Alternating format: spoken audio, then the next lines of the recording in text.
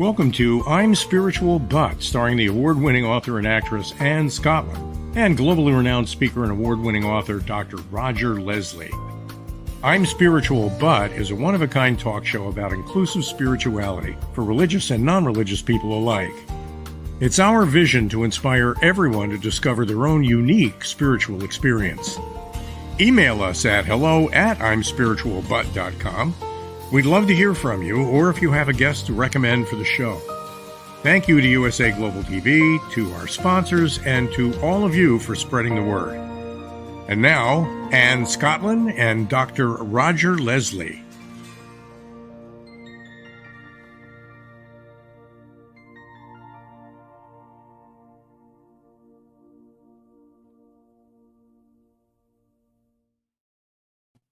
Hello and welcome back to I'm Spiritual But. Hello, Roger. Hey, Anne, how are you this week? I am great. So good to see you. And thank you all of you who are watching live or tuning in. This is a show for you, about you. This is a conversation, a new global conversation about inclusive spirituality, and we'd love you to be a part of it. So please know that you can, during the live show, you can send us messages, comments, questions, and we will check those throughout and respond to all the ones we possibly can. So please, we would love to hear from you. And also, please do like and subscribe.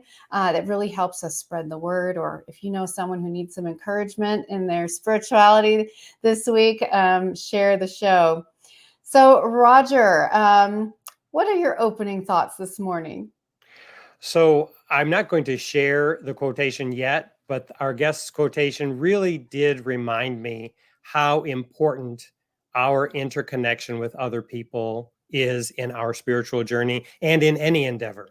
The people we know, the people we encounter, they make the biggest difference on how well we succeed, how much we feel loved, how much we feel like we can contribute to the world. And so I just want to acknowledge just people in general and the people that we have encountered in our lives and in our careers who have made the difference, because without them, we would not be where we are right now.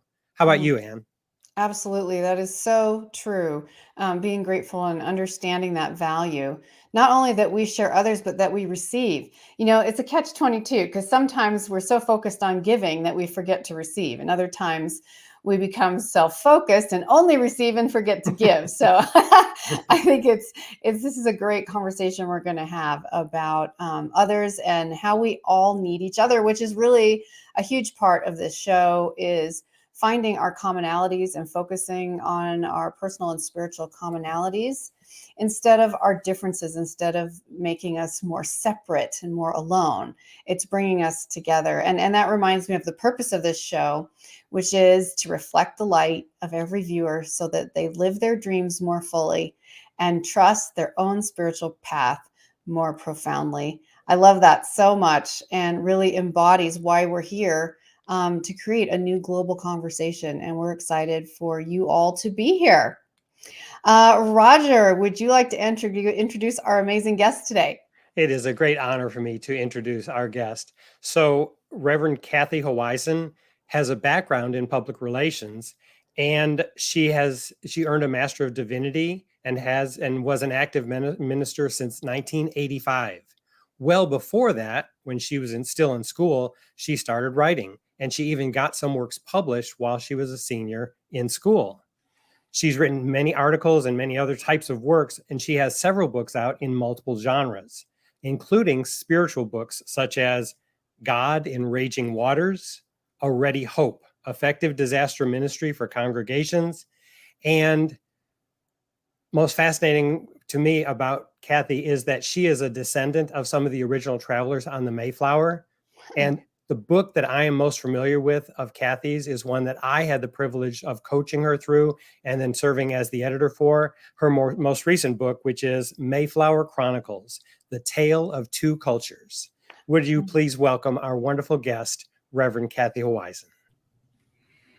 Good morning, and it's just a joy to be here. I'm so grateful to you, Roger, for making this happen, and Anne for getting a chance to meet you. I'm looking forward to the conversation this morning. Well, thanks, Kathy. We're so happy to have you here. And I'm so excited about your book and that little bit of history that I was just learning about just now. Two cultures. And isn't that true no matter what time and place we are? So I can't wait to hear more about that. But before we get fully into our conversation, I'd love, Kathy, could you share a little bit about your spiritual life story, how it's brought you to where you are today? I think it would be a Heinz 57 story. I was not raised in the church. My grandmother was the primary focus in my religious upbringing, although she never took me to church. But when she was much older and couldn't drive anymore, I would take her sometimes. My mother was a perpetual seeker, and we moved a lot. So over the course of my childhood, I was exposed to United Church of Christ, Presbyterian, Unitarian, Methodist, and eventually landed in the Lutheran camp. But I had many questions, but I didn't know where to go to ask them or where to find the answers. But I remember the summer of my first summer after high school, my very best friend started college that summer, and I wasn't going to start till the fall. The job that I had lined up for the summer fell through. So my summer consisted of a lot of reading and pondering and wondering what the future is going to bring. And I remember sitting on the steps overlooking Lake Erie. I grew up in Cleveland along the lake, and just staring out at all that vastness and thinking, this cannot be by accident. There has to be some force that brought all this into being. Someday I'd like to know more about that. Well, be careful what you pray for. That landed me in seminary many years later. But I was perpetually searching. And then when I married into the Lutheran tradition, and the family joked that his ancestors were probably standing there in Wittenberg, handing the nails to Martin Luther to pound his 95 Theses into that castle church door in Wittenberg. And they had always just been Lutheran. So they weren't going through the pondering that I was. It was just who they were. So we got married and started into young adult life. And we had an associate pastor at our church. And I kept bombarding him with questions. And he finally said one day, if you had ever gone through confirmation, you would already know all of this. But you're too old for me to put in a confirmation class. So plan B. This was really wonderful. I don't think anybody else ever had this kind of confirmation experience. Every Friday night, he and his wife would come over, and his wife, Mary Jo, and my husband would get our two little girls settled down and ready for bed, while Mel was taking me through confirmation classes at the dining room table. And then we would share a block of cheese and a box of crackers and a bottle of wine. And so that's how I learned the confirmation catechism that most young adults are exposed to when they're 12 or 13. And then, I don't know, I just kept getting led down the trail deeper and deeper. I would volunteer for various things at the church, and then I would be asked to do other things, and I would be asked to teach classes. And I thought, you've got the wrong person. I don't have the background for this. I don't know what I'm talking about. We moved many times, and in one of those moves, the pastor of the church where I had been a volunteer gave me, as a going away gift, a 1-volume commentary on the Bible. So I started looking through that, and I thought, I would really like to understand more about all this, but I really don't. I need a tutor of some kind. Well, another move, we ended up next one county over from a seminary program. And at that time, I wanted to earn a master's degree in pretty much anything because I wanted to teach creative writing at a community college. I'd already taught some adult continuing education, lifelong learner program kinds of things. And I'd had very good feedback about that, and I really enjoyed it. So I thought, if I get a master's degree, I can teach at least as adjunct faculty at some community college. Well, my best option for getting a master's degree turned out to be a Lutheran seminary.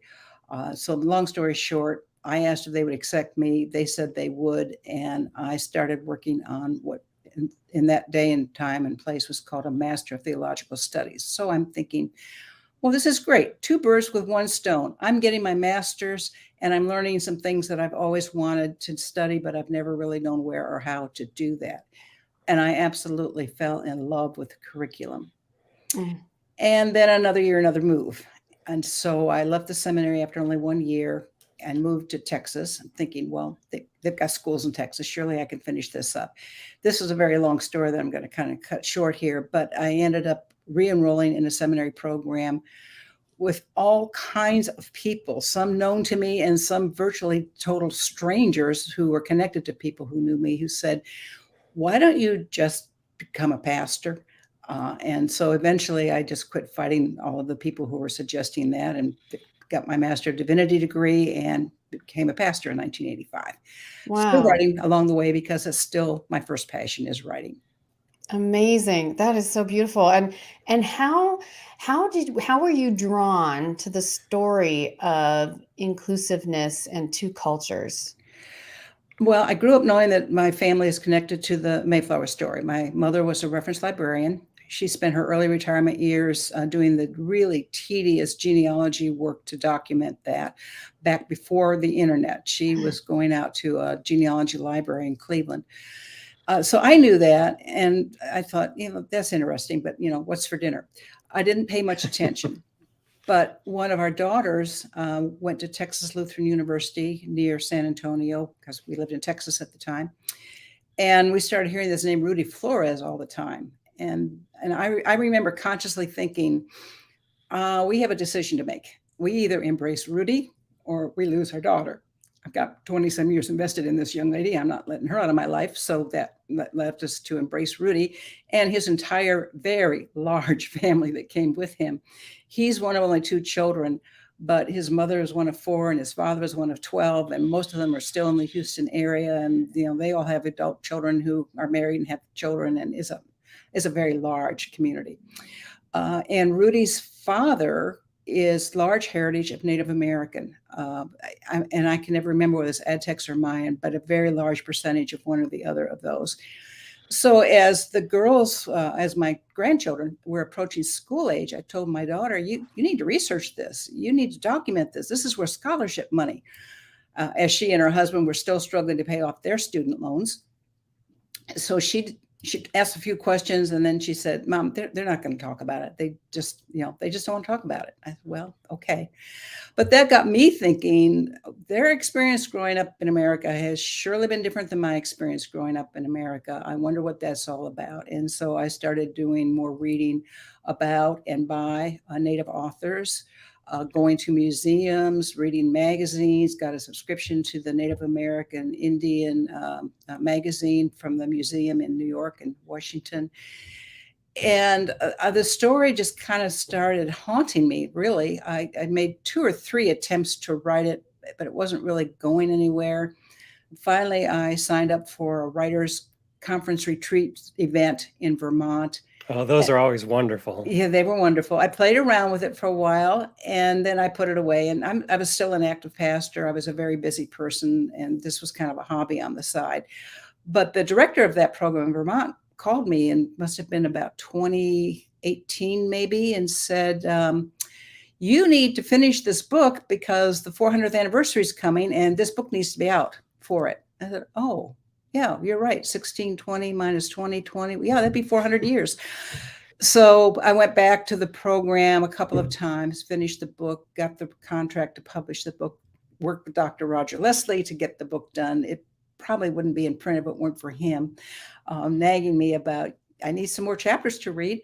And I do want to say, Kathy, in honor of what you've done, the detailed and meticulous research you do to make sure that all the information is accurate. And what was even more impressive is that you not only made sure that you had a really good balance of the Native American perspective and the settlers' perspective, but you also included really rich details about the women's perspective and what they went through on the journey and once they got here. That balance among those 3 elements, the women, the male settlers, and the Native Americans, makes such a rich and diverse history. And I know that was part of your process, because we talked about it. It's like you wanted to offer to people who want real history a more full-bodied version of that. Not just the very narrow traditional history of it that many of us, at least in our generation, received when we studied American history. So how was that process of, did you meet anybody really interesting along the way? Because we're segueing into your quotation. So is there anybody you want to identify, one person that really made an impact on your research and what you learned about yourself, your family, the whole history? Well, there are many people, but two things. First of all, right before the book was published, I'd already hired what we call a sensitivity editor to review the parts that were specifically about the Native part of the story. But I wanted somebody to review the whole book before it was published. And so I went on a national hunt for somebody who would do that. Now, remember, we're in 2019. It's pre-pandemic, so that's a non-issue. But it's the 400th anniversary is coming up. And all of a sudden, it's like America woke up and said, oh, there were people here before the Europeans showed up, and some of them are still here. Maybe we should talk to them. So the few people who were available for doing little interviews on TV and radio and podcasts and things were swamped with attention. And I wasn't getting anywhere. And my son-in-law said, Kathy, they're not going to talk to you. They don't trust you. I said, well, I can understand why they wouldn't, given how we've treated them. But the half of my heritage isn't English, is German, and I am pretty tenacious when I need to be. So I just kept asking. And I reached out to one of the gals from the Vermont event that I was at. Her name is Elizabeth Splain. She writes her own amazing book. She'd be a great guest on your show. I'll introduce you to her afterwards. This is a divine intervention, I am sure. She went to her next door neighbor app and said, I have a friend in Houston who's writing a story about the Mayflower, and she needs a Native American, somebody to review the book before it's published. Does anybody know anybody? That turned up Tracy Brown, who is a direct descendant of the Native American leader who was the one who negotiated the treaty with the English in the spring of 1621. Everybody associates the Mayflower with Thanksgiving dinner, and that's not wrong. But the more significant and, in my opinion, important event was the treaty in the spring of 1621, when the natives at that point could have easily just let the Pilgrims starve to death because they were really in a bad place in terms of their supplies. And so I met Tracy, and then Tracy introduced me to her father and her son, and I interviewed the three of them one evening via a Zoom kind of an interview thing. And then I asked them if they would review the manuscript, and they agreed to. And then I waited with white knuckles because I was thinking, what ethically am I going to do if they come back and say, how dare you appropriate our story? We've had enough of this. Please don't publish this book. And then I would be in a real ethical bind because I had sort of asked their permission. Mercifully, that's not what they said. They said, thank you for including us. And then I asked them if they would consider writing the foreword, and they agreed to. That's fantastic. And then I get chills when I tell this part of it. They invited me to come and meet their tribal council in Rhode Island in June of 2020. And I was planning on doing that. And then, of course, COVID came and nobody was going anywhere. So I did not get to meet them in person until a year later, 2021. I had a chance to be in the area and got to meet them. And here's my takeaway. They were so gracious, even though they ended up losing most of their sacred tribal lands. They were forbidden to speak their own language. They were forbidden to use their own name for themselves. They were forbidden to practice their spiritual traditions openly. They went underground until really about 25 years ago. They passed on their history orally from generation to generation. Research is now showing that what they have told their own people happened. Research is documenting, yes, this is what happened. So just to be that welcome in a community where our ancestors certainly knew each other, and that treaty was honored by their ancestors and our ancestors for about a generation. And then the original leaders died off. More and more and more people kept flooding into the area from England.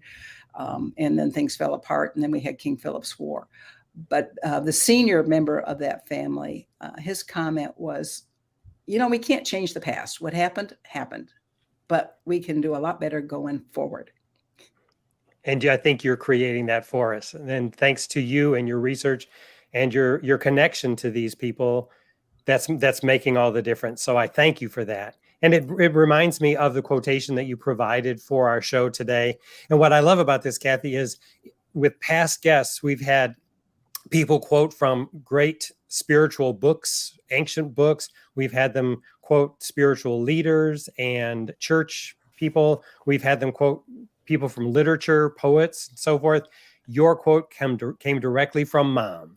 Right. And right. your mom Yeah. told you, be good to people on your way up. You may need them on the way down. Tell me a little bit about that quotation and how that impacted your life's journey. Well, my mother was a very pragmatic woman. She moved many more times than I had to. They were in 14 different addresses in the first 11 years they were married. So she really had to be kind of self-contained to start over again with 3 kids and a husband gone a lot. He was a civil engineer and he was often on international projects. So she was really quite the woman. I was very fortunate to be raised by her. But her philosophy was you just never know how life is going to come back around on you. And that has happened to me several times. So, for example, I had to do an internship. That's part of how we make Lutheran pastors. I had to do a year-long internship in Houston. And it was a rough year. It just a lot going on and a commute. And I had at that time teenage daughters and life was very full. And then we finished the internship successfully. And I thought, well, that's that. I probably will not stay in touch with my internship supervisor again, especially after we moved back to Ohio. And then years later, one March, I'm sitting at my desk at my office at a church in Ohio, waiting for the Lenten services to start. And I get a call from my former internship supervisor.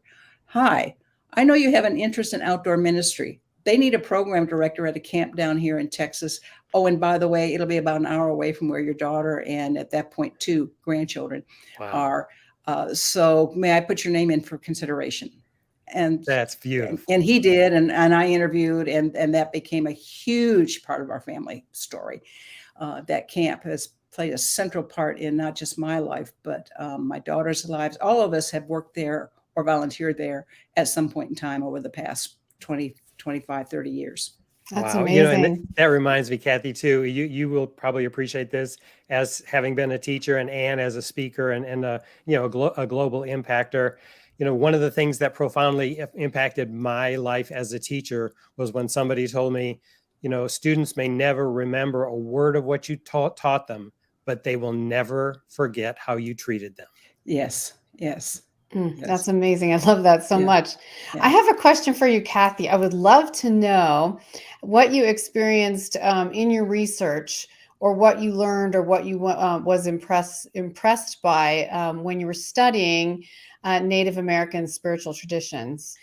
Well, the first thing that struck me that I was not taught in school is that the reason they could speak to each other was in 1614, earlier Europeans came over to trade and took back with them 27 young Native American men to sell into slavery.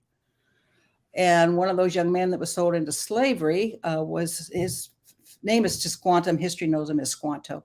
He had his freedom bought by Catholic friars, which I think is really ironic because the Pilgrims are trying to get away from the Catholic Church and the established Church of England. But Tisquantum had his freedom bought by Catholic friars. We do not know how he got from Spain to England, but we know that he did. He lived with a merchant family in London for a period of time where he learned excellent English. And then when he had a chance to return home, he did, and found out that his village was deserted because another thing that I had not known in school, I have learned recently since the past 10 years or so, I guess I've known, that the diseases that the Europeans introduced were just devastating to the natives. They had no immunization against them. And so Tisquantum came home to find his village completely deserted, at which point he attached himself to the grand leader of the natives. His name is Massasoit Usamakwan. He assigned himself to him as sort of a translator because he could speak English and Massasoit could not, but all these English people were showing up. So he was in place to be the translator, which is how they were able to negotiate that treaty. Another thing that really struck me in my research was how well organized, at least the Native community that I researched. Now, that's one of the challenges. We want them lump them all together as Native Americans. There are 500 different Native nations on this continent before the Europeans showed up. and they all had their own very unique cultures, and they shared some common languages, but they had multiple languages. They all had some kind of spiritual practices, but they varied from nation to nation. They had similar forms of housing, but they were unique to depending on what part of the country that they were in, because obviously Southwest area is very different than Northeast area. And they were very well organized. So the women typically were in charge of things that give life, including obviously giving birth to babies, but give food and preparing the food and preparing the home and maintaining the home and all of that. And the men were more in charge of things that actually took life. So that would be hunting, felling trees, that sort of thing. But it was very cohesive. So when the English showed up, wanting to barter for land, the natives said, you have to go talk to the women. They're in charge of that. And the English did not have that understanding of how men and women related to each other. So they kept trying to negotiate land deals with the men, and the men kept saying, no, you need to go talk to the women. I love that. I love that. And Kathy, because the focus of our show is about spiritual growth and spiritual journeys, was there anything that you learned from the Native American research that you did that expanded or broadened your spiritual understanding for your own journey? Well, I think just there is a higher power, whatever name you want to give that entity in the world. There is such a thing. Almost every culture has some creation story. Almost every culture has some way of communicating with a higher power. And I think rather than be suspicious of different people's ways of doing that, we ought to just be curious and ask questions politely and not invasively, because what is sacred and personal and sometimes not private, but sometimes very deeply personal. So we have to have a lot of respect. I think coming with an attitude of I'd like to know more, and then be willing to listen. I really love that. And I love what you said about the sacred being personal, because I think anyone who's grown up, which some of our listeners have and some haven't, in a religious environment, we were taught, what sacredness meant. And it was something higher and above us that we didn't really feel like, I never felt like I had a part in it. I'll speak for myself. But I love this, the idea of each person, each culture, and each person's spiritual experience is a sacred experience, because it is unique to them, regardless of, their tradition that they either love or that they're no longer in. However that is still sacred, because the divine, the higher self, whatever you want to call that, is in touch with each individual person. And this is what we often as a culture or a society forget. And we judge each other so harshly because, you believe a little bit differently than I believe, as opposed to your journey is sacred. How can I support you in your journey? So I won't go on that because we have some comments to read, but I did want to say how much I appreciate that. We have a few comments. I think we have one from Heather. Heather says, I love this quote. That's your quote, Kathy. It sort of reminds me of the golden rule. We should always just treat people with kindness and respect. Absolutely love that. And another comment as well. I also love where the quote came from. My mother too always had little pearls of wisdom and shared them with me growing up. I love that. So many things that we pass along to each other. And as Roger and I were talking right before the show, how much we all interdepend on each other. We're used to that in some ways, professionally, socially, even emotionally, but sometimes we forget that we have the opportunity to cooperate and support each other spiritually as well. And I just want to say, because briefly, for anyone who's watching, thank you, Heather, for those comments. Anyone else, please feel free to add your comments or questions for any of us here on the show today. And we'll have a chance to give you a little more information about the show in a few minutes. So, Roger, I'll turn it over to you. Kathy, I'm wondering if there are viewers who would like to learn more about some of these Native American spiritual practices that you studied and you researched for the book. Are there resources that you can mention, either books that you read or websites that you visited, that might be a good starting point? So if we're curious to know, what do people know and what did they have back then? Where do we begin looking beyond this conversation? I would start with the two museums. One's in New York and one's in Washington, D.C., National Museum of the American Indian. They have websites. They are a wealth of information, and they cover many different Native nations. But you'll find names there, and then you could reach out through those names. Almost every nation has some kind of their own communication system, a website of some kind, or a podcast or something. So if you show up legitimately wanting to know more, people will direct you to where you can get more. There are Native Americans who are writing prolifically today. I don't have any names off the top of my head, but if you would just do a Google search for Native American authors, I think you would be amazed at how many authors there are out there. I wanted to switch gears for just a second, if you allow me. I have Turkey very much in my mind this morning with the devastating earthquakes. And you referenced an earlier book of mine, A Ready Hope. I just want to put a plug in that every major religious organization you can think of probably has a disaster response entity connected to it. And they are probably already organizing for how they're going to get help over to Turkey. Some of them focus specifically on domestic disasters, and we seem to have no shortage of those, but some of them do international. And that is where the faith community really comes together to bring physical help, clearing out the rubble, delivering food and aid, but also spiritual help. They're the ones who show up and just have chaplains who just will sit and listen and let people just pour out all of that grief. So if you, like me, are wondering what to do, well, a good thing to do is go look up the National VOAD, Voluntary Organizations Active in Disaster, NOVAD, and pick one that aligns with your particular persuasion and point of view about faith matters, because we're not helpless. They're organized. They all take a little niche. One specializes in finding storage units for supplies that are going to be needed in the future. And one specializes in providing case managers to help families recover. And one specializes in mucking out buildings and then rebuilding the buildings. It's a very well organized part of the faith community, international and multi-denominational. And most people don't know enough about it.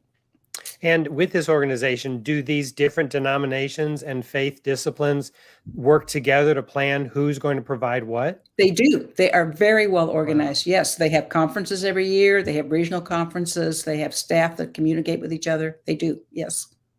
That's great to hear. Yeah. Anne? Oh, yeah. I was just thinking about Turkey and Syria and all that is going on there, and the opportunity to bring people hope and help, and even in their own faith tradition, depending on the area, and there's different faiths represented throughout, but even in their own faith tradition, so they have the ability to talk to their imam or their people of their faith and get the kind of support they need emotionally. Yes. Because we all, when we go through this kind of disasters, we think of New Orleans or many other things, 9/11, even in this country, right? How much it shakes us to our roots many times, especially if we lose people that we love, especially if we've lost our home, our jobs. And such an opportunity for, as you say, and I'm so glad you reminded us of this, Kathy, a global effort, again, to focus on our commonalities, to bring people what can be really helpful to them. Mm-hmm. And bring them companionship, comfort, support, and just knowing you're not alone, which is a big part of this show in general, is letting everyone know they're not alone in their spiritual journey. Right. While we each have our own unique spiritual journey, you have people who support you just where you are, whatever stage you are, whatever step you are. Myself personally, I've been all over the map and back. So, and all along the way, there were people who helped me and encouraged me. And those were the people I never forgot. Scott, when we talk about supporting one another, people who loved me as I was and how I said, how can I help you? How can I support you? What do you need? As opposed to, here, let me give you one particular way of fixing things. And so I was always super appreciative of that. So yes, thank you for bringing up Syria and Turkey. I appreciate that. Do we have time for one short disaster story? I think so. Okay. So I was a little bit involved with disaster response over in New Orleans after Katrina. That's another long story how I got into that, but I did. And so I learned that there was a man who had left because of the flood, but he came back, and a friend from work said, you shouldn't have to go look at your house by yourself. I'm going with you. And that man had left the church years ago and never looked back. But they got to the man's house, and the mud had blocked the doors open. So there was no way to get in through the doors. They walked around the house, and they found a little window that was not locked. So they crawled in through the window. And while the man is just standing there basically in a state of shock about the condition of what had been his home, his friend picked up a little piece of metal sticking up out of the mud and pulled it out and wiped it out. And there was that quote about, when God closes a door, he opens a window. And the friend said, I think I'm going to reconsider my assumptions about things. Could I go to church with you next Sunday? I love that. I love that. And speaking of quotations, even this story about the disasters reminds me of the quotation you provided today, Kathy, because, when I think of, be good to people on your way up, you may need them on the way down. I usually think of that in terms of success, like, things that I'm working toward. People have helped me, and there are always ups and downs. But I think of how many times in my own life when I've just needed support. I've lost a house to a tornado while I was in it. I've been in several disasters, and it is such a helpless feeling. And on the flip side of that, how lucky we are to realize when we have the ability to help somebody else, when we're in a position to do that. What a fortunate experience for us to think, what can I do? I have the physical ability to do that now, and then take that inspiration to action and help, because somewhere down the line, there's going to be a time when you are going to be so grateful that somebody responded to their own inspiration to help you, because we're all going to need it multiple times throughout our lives. So thank you for bringing that up. It is the simplest things. When I had major surgery and I was stuck at home for 6 weeks, and I was going to miss a major 40th birthday party.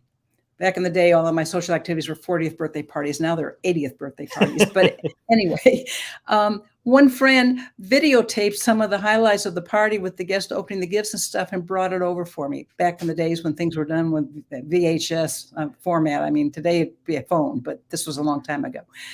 But such a simple little thoughtful act, and it meant the world to me to kind of be included from afar.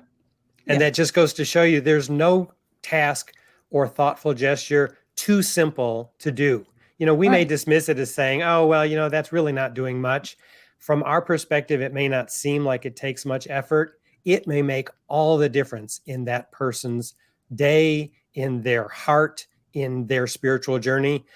Those little blessings that we offer to others that may seem very insignificant when we do them can be the entire turning point for another human being. So when we get those inspirations, let's act on them. It's just such a blessing that we get to do that. Right. Yeah. Absolutely. Absolutely. Well, we are down to our last couple of minutes here. And so before we go, I just want to remind all our viewers and listeners, thank you again for joining today. And stay tuned as well for next week. We have another great guest talking about some new things that we haven't really discussed yet on the show. So excited for that. And please like and subscribe to the show. Share the show to those who think might need it. We appreciate it. And we're here for you. You can also email us any of your questions or comments. You can go to our website, imspiritualbut.com, and you can contact us there. You can also recommend a guest for the show, or if you are someone who is representative of inclusive spirituality in your journey and you might be interested in being on the show, you can also send us a message there. So I just want to say thank you so much, Kathy, for being here. It's been wonderful. Oh, it's been fun. I've really enjoyed it. Thank you for inviting me. Kathy, you Absolutely. have great stories. Thank you so much. And thank you for enlightening me personally about so much of the history of this country and the diversity that created what we built and where we are. We have so much, we owe so much to the people who were here before the settlers arrived. And you're reminding me of that.